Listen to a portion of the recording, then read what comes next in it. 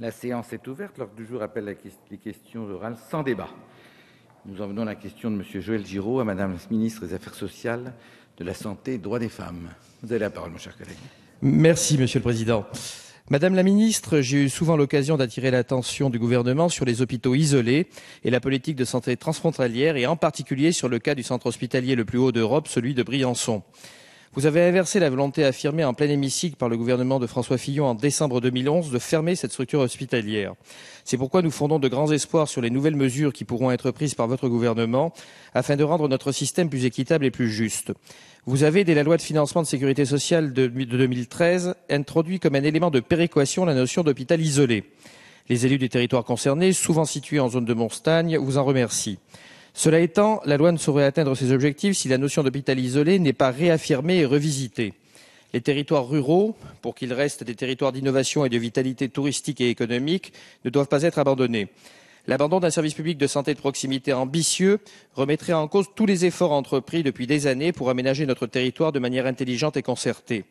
Pour les territoires les plus isolés, comme certaines vallées de montagne enclavées, il conviendrait de conforter la nécessité de disposer d'un service de réanimation dans les zones les plus reculées, notamment dans les régions où les transferts vers les établissements les plus importants ne peuvent pas toujours être assurés en raison de l'aérologie et des conditions climatiques délicates et peu prévisibles.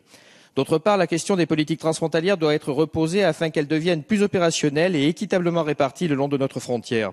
La frontière franco-italienne, où ces politiques européennes de proximité sont les moins développées alors qu'elles apparaissent souvent comme la solution la plus pertinente, est particulièrement concertée.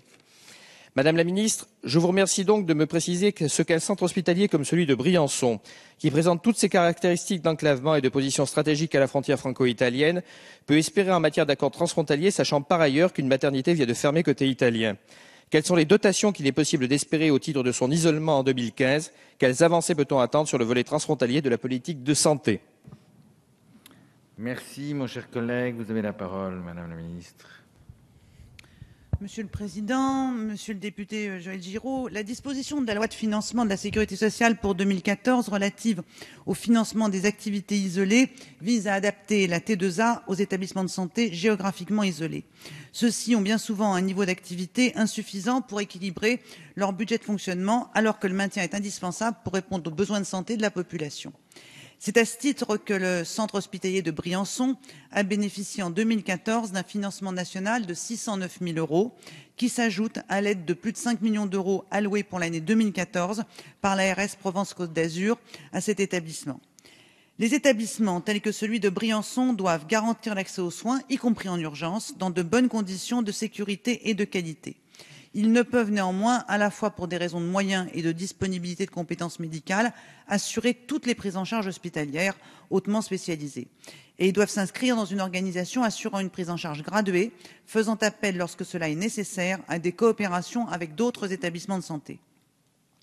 Suite à votre mobilisation, monsieur le député, une étude sur le développement des coopérations en matière hospitalière avec l'Italie a été initiée. Nous avons sollicité nos homologues italiens afin que se développe la coopération dans la perspective d'un accord de coopération sanitaire transfrontalière. De tels accords cadres sont déjà en place avec la Belgique, l'Allemagne et plus récemment avec l'Espagne. Notre objectif est que les territoires au contact de l'Italie disposent de mêmes accords au bénéfice des populations de part et d'autre de la frontière. L'ensemble de ces démarches et perspectives prennent toute leur place dans le cadre plus large de la mise en œuvre du contrat de séjour à l'équilibre financier, du contrat de retour. Voilà, contrat de séjour, c'est les automatismes des personnes âgées. Des personnes âgées. Donc, je reprends. De la mise en œuvre du contrat de retour à l'équilibre financier signé entre l'ARS PACA et le centre hospitalier de Briançon et de la mise sous administration provisoire de l'établissement. La ministre souhaite saluer la mobilisation de tous les acteurs. Cette mobilisation a permis d'aboutir à ce plan de retour à l'équilibre dont la mise en œuvre est indispensable pour permettre d'assurer la pérennité du centre hospitalier de Briançon. Merci. En réponse, éventuellement, mon cher collègue. Oui, merci Monsieur le Président, merci Madame la Ministre. Je crois que les perspectives que vous venez d'ouvrir sur le caractère transfrontalier de l'hôpital me semblent extrêmement intéressantes. Si nous pouvions arriver effectivement, comme sur les frontières, notamment en Belge, à des zones opérationnelles de soins transfrontaliers, nous serions effectivement extrêmement satisfaits, d'autant que dans la pratique, aujourd'hui, le centre hospitalier de Briançon voit la part de la patientèle italienne croître régulièrement de plus de 10% chaque année. Merci.